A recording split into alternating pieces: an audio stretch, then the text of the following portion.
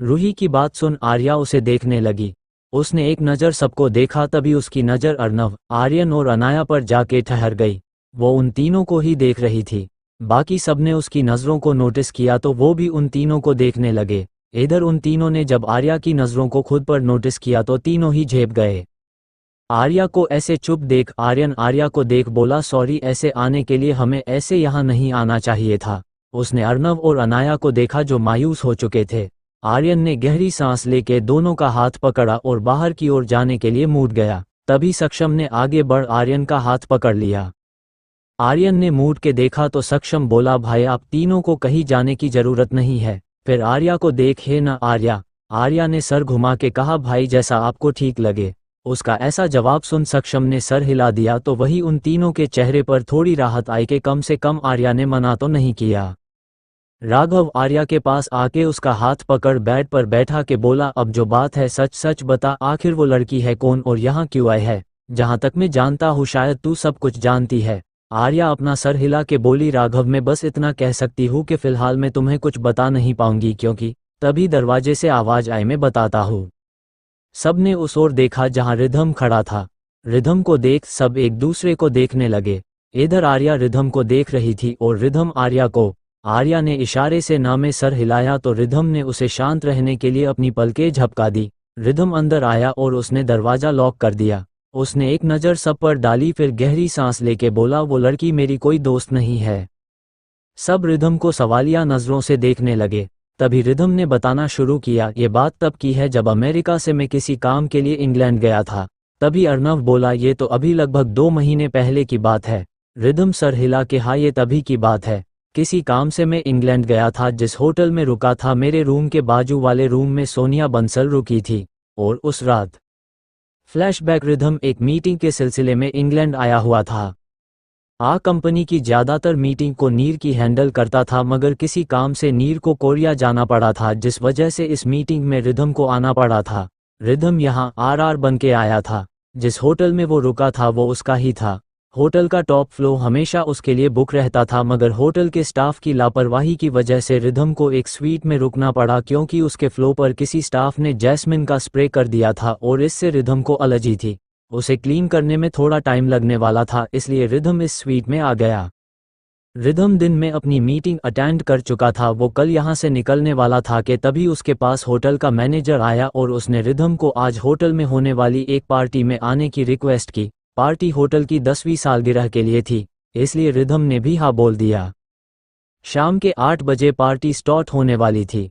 Rhythm एक black shirt और black pant और चेहरे पर ब्लैक मास्क लगाए नीचे पार्टी में चला गया। वो अपने गार्ड्स को अपने साथ नहीं लेके गया था और यही उसकी सबसे बड़ी गलती साबित होने वाली थी। रिधम नीचे जाके सीधा बार काउंटर पर बैठ गया। उसे देख बारटेंडर ने जल्दी से उसकी ड्रिंक बनाई और उसे सर्व की।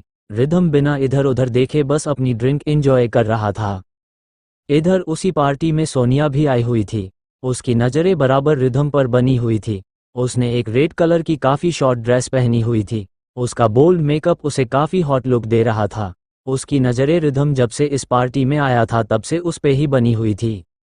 उसने बड़ी ही नजाकत से अपने कदम रिधम की ओर बढ़ाए और उसके पास वाली सीट पर बैठ उसे देख अपनी मदहोश आवाज में बोली, hello mister, I am Sonia Bansal.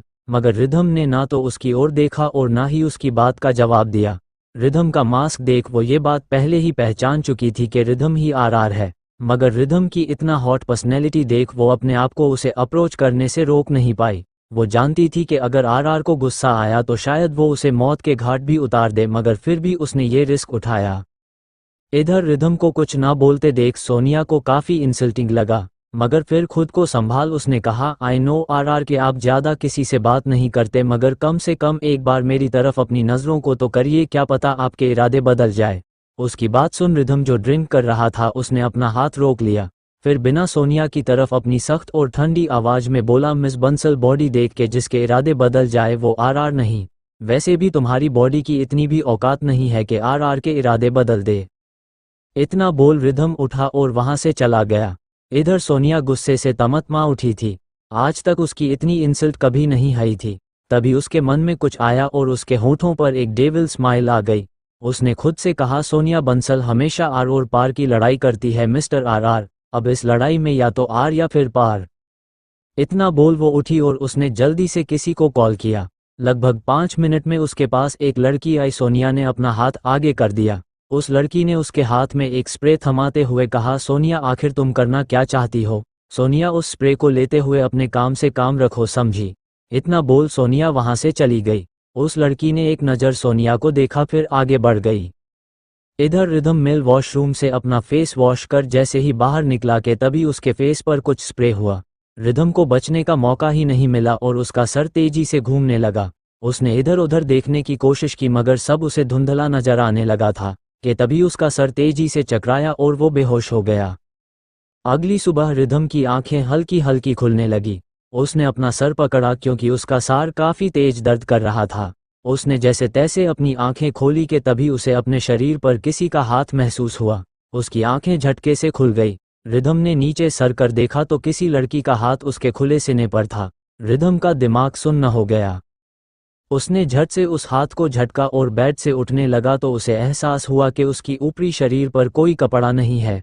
उसने केवल एक पेंट पहनी हुई थी। रिदम की हिम्मत नहीं हो रही थी कि वो पीछे पलट के देखे। तभी उसे आवाज आई, मिस्टर आर बदल गया ना आपका इरादा? इस आवाज को सुन रिदम की मुठियां कस गई। उसके हाथ और माथे की नसें साफ महसूस हो रही थी। उसने अपनी ठंडी आवाज में कहा, इस गलती की सजा के लिए तैयार रहना मिस बंसल। इतना बोल रिदम ने झटके से नीचे पड़ी अपनी शर्ट उठाई और बिना सोनिया को देखे वहां से जाने लगा कि तभी सोनिया की आवाज आई, कमाल की बात है मिस्टर आर, रात भर मेरी बॉडी के साथ आपने खेला, रात भर मेरी इज्जत आपने लूटी और इसकी सजा मुझे मिलेगी। कमाल के इंसान है आप तो। उसकी बात सुन रिदम ने कस के अपनी आंखें बंद कर ली। उसने अपने दांत पिसते हुए एक एक शब्द चबाते हुए कहा, जिंदगी में कभी गलती से भी मेरे सामने मत आ जाना मिस बंसल, वरना मैं तुम्हारे साथ क्या कर बैठूंगा ये मैं भी नहीं जानता। इतना बोल रिदम दरवाजा खोल वहां से चला गया। अपने फ्लो पर अपने रूम में आके रिदम सीधा बाथरूम में चला गया। रिदम ने अपनी शर्ट उतार अपने आप को शीशे में देखा तो उसके चेस्ट पर नाखून के निशान साफ नजर आ रहे थे। ये देख रिदम ने कस के अपनी आंखें बंद कर ली और आर्या का चेहरा उसकी आंखों के सामने घूम गया। चिल्लाते हुए रिदम वही जमीन पर बैठ गया। अपने हाथ को बार बार वो जमीन पर मारे जा रहा था और बस एक ही बात दोहराए जा रहा था, नहीं नहीं कर सकता, मैं ऐसा बिल्कुल नहीं कर सकता, मैं अपनी जाना को धोखा नहीं दे सकता, नहीं। रिदम बार बार यही बात बोलते हुए अपना हाथ जमीन पर दिए जा रहा था। उसके हाथ से खून बहने लगा था मगर इस चीज का रिदम को कोई होश नहीं था। कुछ देर बाद वो रुका और उसने शावर के नीचे अपने शरीर को रगड़ना शुरू कर दिया। उसने तब तक अपने पूरे शरीर को रगड़ा जब तक उसके शरीर से खून ना आना शुरू हो गया। उसके बाद रिदम एक पल वहां नहीं रुका था, वो उसी वक्त अपने गार्ड्स के साथ वहां से आ चुका था। फ्लैशबैक एंड रिदम ने जैसे ही अपनी बात खत्म की कि तभी उसके मुंह पर एक जोरदार मुक्का आके पड़ा। रिदम एकदम हुए इस हमले से संभल नहीं पाया और जमीन पर गिर गया। आर्या एकदम से चीखी, भाई प्लीज रुकिए, मगर सक्षम का चेहरा गुस्से से लाल था। उसे तो यही लग रहा था कि रिदम ने उसकी बहन को धोखा दिया है। उसने रिदम की ओर बढ़ते हुए कहा, नहीं आयु, आज नहीं भरोसा करके अपनी बहन को इसे सौंपा था, इसलिए नहीं कि ये उसे धोखा देगा। वैसे तो बड़ा बोलत रहता था कि आर्या के अलावा मैं किसी लड़की को नजर उठा के देखता तक नहीं हूँ और आज कोई और इसके बच्चे की माँ बनने वाली है। कहा गए इसके वो वादे जो इसने तुमसे किए थे। उसने रिदम की कोलार पकड़ उसे खड़ा किया और गुस्से से अपने दांत पिसते हुए बोला, आखिर दिखा दी ना तूने भी अपनी औकात, तोड़ दिया ना मेरी बहन का भरोसा, बोल अब बोलता क्यों नहीं? कहते हुए सक्षम ने रिदम को झंझोड़ दिया मगर रिदम ने अपनी कोई सफाई नहीं दी। तभी आर्या उनके पास आए और उसने सक्षम को रिदम से थोड़ा दूर किया और रिदम के आगे खड़ी होके बोली, मुझे भरोसा है अपने रिदम पर। उसकी बात पर सब उसे अवाक से देखने लगे। रिदम के मुंह से सारी बात सुनने के बाद भी आर्या ये कह रही थी कि उसे भरोसा है रिदम पर। माना कि रिदम ने जो किया उसमें उसकी गलती नहीं थी मगर फिर भी उसने कहीं ना कहीं आर्या को धोखा दिया था। फिर भी आर्या ये कह रही थी कि उसे भरोसा है रिदम पर। सक्षम हैरानी से, तू पागल हो गई है क्या आयु? भरोसा? तुझे अब भी इस इंसान पर भरोसा है? सारी सच्चाई इसने अभी अभी तेरे सामने कही है, फिर भी तुझे भरोसा है इस पे? आर्या कुछ कहती कि तभी अर्नव उसके पास आके बोला, जानता हूँ कि मेरा ऐसे बीच में बोलना तुम्हें सही नहीं लगेगा मगर फिर भी आज मैं तुम्हें एक बात जरूर कहूँगा कि प्यार में इतनी भी आंधी मत बनो कि तुम्हें सही गलत नजर ना आए। क्या रिदम को नशे में इतना भी होश नहीं था कि वो किसके साथ है और क्या कर रहा है? तुम मानो या ना मानो आर्या, मगर रिदम से गलती हुई है और उस गलती का नतीजा है उस लड़की के पेट में पल रहा बच्चा। और रिधम की सबसे बड़ी गलती ये है कि इसने ये बात इतने दिन तुमसे और हम सबसे छुपाए, यहाँ तक कि तुमसे शादी तक कर ली। उसने एक बार ना उस लड़की के बारे में सोचा और ना तुम्हारे बारे में। देखा जाए तो रिधम शुरू से ही तुम्हें और हम सबको धोखा दे रहा था, फिर भी तुम कह रही हो कि तुम्हें भरोसा है इस पे। आज नहीं तो कल घर वालों को सब पता चल जाएगा। वो लड़की खुद ये बात सबको बता देगी, उसके बाद क्या होगा सोच है कभी? वो लड़की यहाँ अपना हक लेने आई है, इससे उसका मकसद क्या है ये भी तुम जानती हो। उसके पास सबूत है इस चीज़ का। रिधम को आज नहीं तो कल तुम्हें छोड़ के उस लड़की को अपनाना ही होगा। उसके बाद ये तो अपनी उस बीवी और बच्चे के साथ खुश रह लेगा, मगर कभी सोचा है उसके बाद तुम्हारा क्या होगा? और अब भी तुम्हें इस पे भरोसा है? अर्नव की बात सुन सब आर्या को देखने लगे। आर्यन आर्या के पास आया और बोला, मैं जानता हूँ तुम हमसे कोई रिश्ता नहीं रखना चाहती आर्या, मगर फिर भी तुम ये बात कभी झूठला नहीं सकती कि तुम हमारी बहन हो। और हमारी बहन होने के नाते हम तुम्हें रिधम की गलती में उसका साथ देने नहीं देंगे। सब जानते हुए भी कैसे हम उस पे भरोसा करें? एक बात बताओ, अगर यही चीज़ अनाया या फिर हम में से किसी के साथ हुई होती तो क्या तुम उस इंसान को हमारी लाइफ में रहने देती? आर्या चुपचाप खड़ी उनकी बातें सुन रही थी। उसका सवाल सुन उसने अपना चेहरा फेर लिया और रिधम की ओर देखा जो सर झुका के खड़ा था। सबकी बातें उसके दिल को निचोड़ रही थी, बेहद तकलीफ हो रही थी उसे, मगर क्या करता, क्या कहता वो उन्हें? बेगुनाह साबित तो वो खुद की नज़रों में भी नहीं हुआ था, तो उनकी नज़रों में खुद को बेगुनाह कैसे साबित करता? अगर कोई और दिन होता तो शायद अब तक वो उन सबको जिंदा गाड़ चुका होता, क्योंकि वो उसकी जाना को उससे दूर होने के लिए कह रहे थे, मगर अभी तो वो खुद अपनी ही नज़रों में गिरा हुआ था। रिधम का सर ऐसे झुका हुआ देख आर्या की आंखें डबडबा गई। उसने कस के अपनी आंखें बंद की, फिर आर्यन को देख बोली, भगवान ना करे मगर मान लीजिए कभी रूही भाभी की कोई ऐसी गलती आपके सामने आए जो शायद रूही भाभी ने की ही नहीं है, मगर फिर भी उनके पास इस बात का कोई सबूत नहीं है, वो खुद भी नहीं जानती कि उनसे गलती हुई है या नहीं, तो फिर आप क्या करेंगे? आर्या का सवाल सुन आर्यन उसे देखने लगा और बोला, तुम कहना क्या चाहती हो? आर्या गहरी सांस लेके, मैं बस यही कहना चाहती हूँ कि मुझे पूरा भरोसा है कि रिधम ने मुझे धोखा नहीं दिया है। मेरा प्यार इतना भी कमज़ोर नहीं है कि एक मामूली सा नशा उसे किसी और का बना दे। आर्या की इस बात ने हर किसी को खामोश कर दिया। रिधम की आंखें आंसुओं से भर चुकी थी। उसे पता था कि आर्या को उस पे भरोसा है, मगर फिर भी कहीं ना कहीं उसके मन में था कि आर्या अपने प्यार में रह के उस पे भरोसा दिखा रही है। शायद कहीं ना कहीं आर्या के मन में भी ये बात है कि रिधम ने उसे धोखा दिया है, मगर आर्या की ये बात सुन के उसके मन से वो वहम दूर हो चुका था। तभी अक्षत आर्या के पास आके बोला, आयु तेरा भरोसा अपनी जगह ठीक है, मगर फिर भी रिधम भाई ने जो सच्चाई बताई उसका क्या? उसके हिसाब से तो यही लग रहा है ना कि इन्होंने उस लड़की के साथ। इतना बोल अक्षत चुप हो गया। आर्या, जरूरी नहीं है अक्षत के जो रिधम ने हमें बताया वो सच हो। उसकी बात पर सब उसे सवालिया नजरों से देखने लगे। रिधम भी उसे देख रहा था। आर्या आगे बोली, कभी कभी झूठ को सच्चाई का मुखौटा पहना दिया जाता है, मगर इससे उसकी असल पहचान तो नहीं बदल जाती, रहता वो झूठ ही है। हो सकता है रिधम ने जो बताया वो बस आधा सच हो। आधी सच्चाई जान के कभी भी कोई फैसला नहीं लेना चाहिए अक्षत। रिधम ने जो बताया वो इसके हिसाब से बताया, इसने जो देखा वो बताया, मगर अब भी हमें पूरी बात पता नहीं है। आखिर उस रात हुआ क्या था? क्या सच में रिधम सोनिया के साथ था या फिर नहीं? और ये सारी सच्चाई केवल सोनिया के अलावा और कोई नहीं जानता। आर्या की बात सबको सही लगी। रिधम भी सोचने लगा कि आखिर उसके बेहोश होने के बाद क्या हुआ, उसे कुछ पता नहीं था। उसकी आंखें तो सुबह खुली थी, इस बीच उस पूरी रात को क्या हुआ सोनिया के अलावा कोई नहीं जानता। कहीं ना कहीं उसे यकीन था कि उसने सोनिया के साथ कुछ नहीं किया। आखिर वो एक लड़का था, इतना एहसास तो उसे भी था, मगर फिर भी अपनी आंखें देखी चीज को झूठला भी नहीं पा रहा था। तभी सक्षम बोला, तुम्हें लगता है वो सोनिया सच्चाई बताएगी? उसके पास जो सबूत है उसके हिसाब से तो रिधम को वो अपना बना के रहेगी। हमारे पास कोई सबूत नहीं है कि वो झूठ बोल रही है। फिर बताओ कैसे रिधम को सही साबित करोगी? आर्या गहरी सांस लेके, मुझे बस कुछ वक्त चाहिए भाई। जिस दिन सारे सबूत मेरे हाथ आए उस दिन उसे अफसोस होगा, उस दिन का जिस दिन उसने अपनी नजरें उठा के रिधम को देखने की गलती की थी। उस दिन उसका सामना आर्या से नहीं बल्कि किसी और से होगा। आर्या की आखिरी बात रिधम, मीरा और करण के अलावा और कोई समझ नहीं पाया। तभी राघव बोला, मगर तब तक क्या वो मेकअप की दुकान शांत रहेगी? आर्या, उसे शांत रखने के लिए मुझे आप सबकी हेल्प चाहिए। उसकी बात सुन सब बड़े गौर से उसे देखने लगे और आर्या सबको कुछ समझाने लगी। उसकी बात खत्म होते ही रिधम चिढ़ते हुए बोला, मुझे ये करना जरूरी है क्या? आर्या उसे आंखें दिखाते हुए, हाँ बहुत जरूरी है, क्योंकि ये तुम्हारी सजा है। अगर उस दिन बॉडीगार्ड्स को अपने साथ रखते तो आज ये सब करने की नौबत ना आती। उसकी बात सुन रिधम बेचारगी से आर्या को देखने लगा, मगर अभी उसकी हालत देख बाकी सबको बड़ा मजा आ रहा था। कुछ देर बाद सब वहां से चले गए। रिधम और आर्या भी रघुवंशी मेंशन में चले गए थे।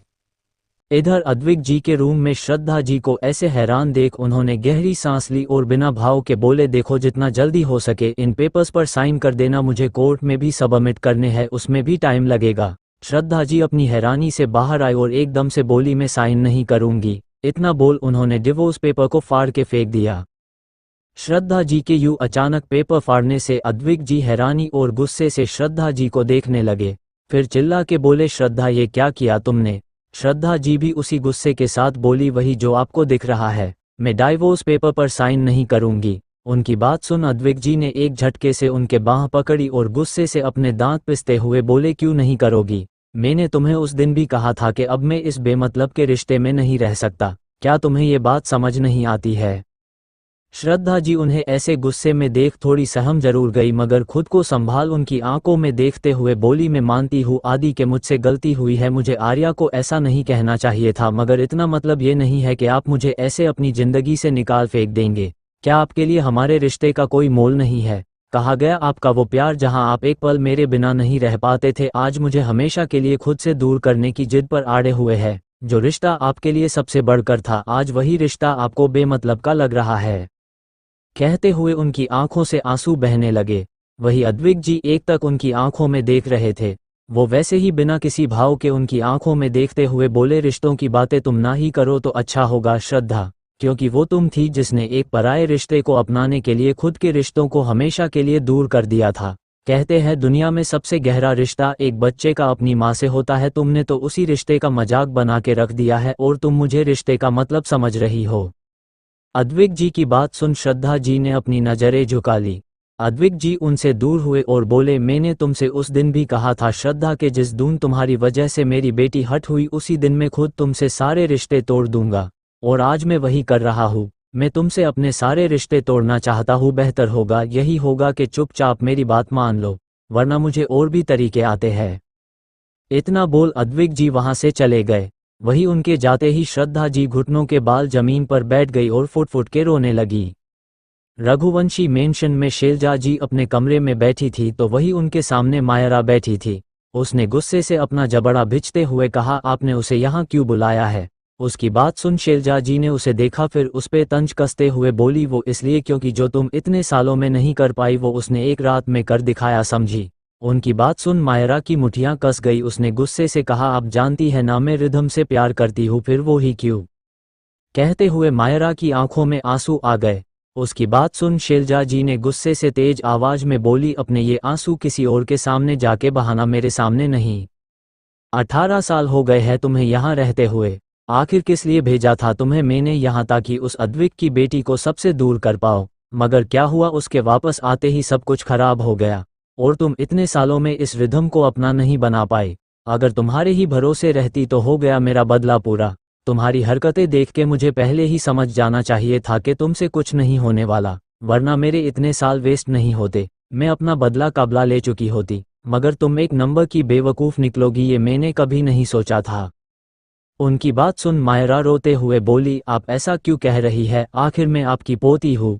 शैलजा जी उसे उंगली दिखाते हुए गुस्से से दहाड़ी, खबरदार अगर अगली बार अपने मुंह से अपने आप को मेरी पोती कहा तो तुम बस एक मिस्ट्रेस की बेटी हो और कुछ नहीं समझी। तेरी माँ के साथ मेरे बेटे के सिर्फ अपनी रातें रंगीन की थी और उन्हीं रातों का नतीजा तुम हो। इसके अलावा अपनी जिंदगी को और तवज्जो देने की जरूरत नहीं है, और यही तुम्हारी औकात है, इसे भूलने की हिम्मत भी मत करना। इतना बोल शैलजा वहां से चली गई। उनके जाते ही मायरा ने गुस्से से टेबल पर रखा वास उठाया और जमीन पर दे मारा। गुस्से से चीखते हुए मायरा बोली, आह ये सब तुम्हारी वजह से हो रहा है आर्या, तुम मेरी जिंदगी की सबसे बड़ी मनहूसियत हो। आज तुम्हारी वजह से ये बूढ़ी मेरी इतनी इंसल्ट करके गई है।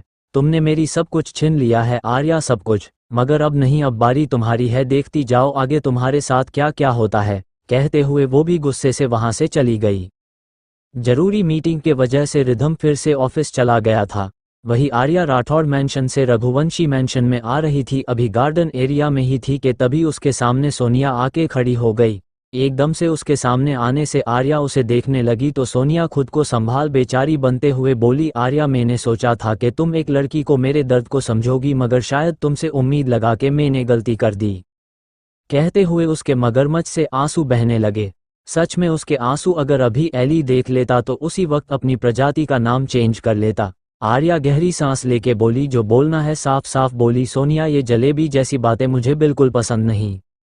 सोनिया अपने आंसू पोंछ, तुमने घर वालों से ये क्यों कहा कि मैं रिधम की दोस्त हूँ? तुम उन्हें सच भी बता सकती थी ना कि मेरा और रिधम का क्या रिश्ता है। आर्या ने एक नज़र उसे देखा, फिर अपने हाथ बांध बिना किसी भाव से बोली, क्या रिश्ता है तुम्हारा रिधम के साथ, तुम बताओ मुझे।